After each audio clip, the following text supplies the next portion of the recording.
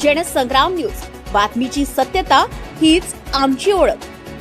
सेलू नगर पंचायतीचा भ्रष्ट कारभार उघड, कोट्यवधींच्या कामात घोटाळ्याचा संशय। सेलू नगर पंचायतीचा भोंगळ आणि बेजबाबदार कारभार पुन्हा एकदा उघडकीस आलाय। तब्बल 73 लाख रुपये खर्चून बांधलेल्या लायब्ररी इमारतीला अवघ्या काही दिवसातच तडे गेले। यामुळे कामाच्या दर्जावर आणि निधीच्या वापरावर गंभीर प्रश्नचिन्ह निर्माण झाले। इतक्या मोठ्या सार्वजनिक निधीतून उभारलेली इमारत इतक्या लवकर जीर्णावस्थेत जाणे म्हणजे भ्रष्टाचाराचा जिवंत पुरावा असल्याचा आरोप नागरिक करीत आहे। आज आम्ही इथे आलो आहे। नगरपंचायत मार्फत सुंदर असं गार्डन आणि लायब्ररी इथे बांधण्यात आलेली आहे, पण या कामामध्ये खूप मोठा घोळ आढळून आलेला आहे। झाडं पहा तुम्ही, इथे 33 लाखाचं जे गार्डन बनवलं आहे, खरंच हे 33 लाखाचं गार्डन आहे का? हे का सोन्याचे झाडं लावली आहे का? सोन्या चांदीचे झाडं लावली आहे का 33 लाखामध्ये? हे मेहंदीचे झाडं घर द्यायला, पाणी द्यायला अजून कोणी नाही, झाडं वाळून राहिले। असंच काम का? म्हणजे किती मोठा भ्रष्टाचार या कामामध्ये झालेला आहे। 2022 मध्ये नुकतंच 73,85,795 रुपयाचं या म्हणजे गार्डनचं सौंदर्यीकरणाचं काम करण्यात आलं होतं 2022 मध्ये।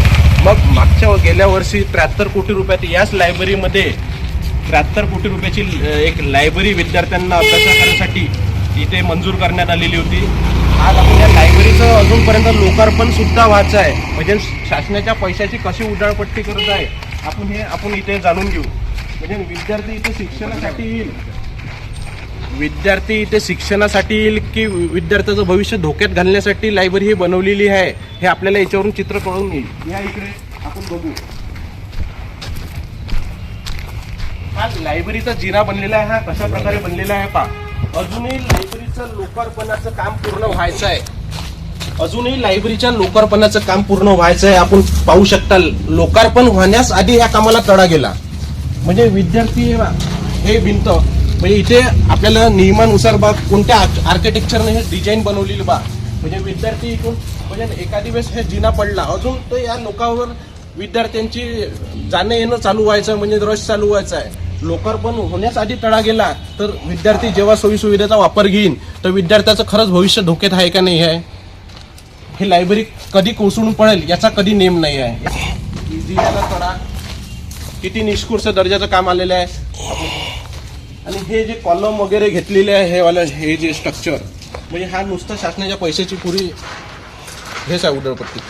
दर्जाहीन साहित्य वापरून केवळ बिलामध्ये आकडे फुगवले गेले का, असा थेट सवाल उपस्थित झालाय। याशिवाय 33 लाख रुपये खर्च करून तयार केलेले गार्डन केवळ कागदोपत्रीच अस्तित्वात असल्याचं वास्तव्य समोर आलंय। गार्डनमधील काम निकृष्ट असून नागरिकांना मूलभूत सुविधाही मिळाल्या नाहीत।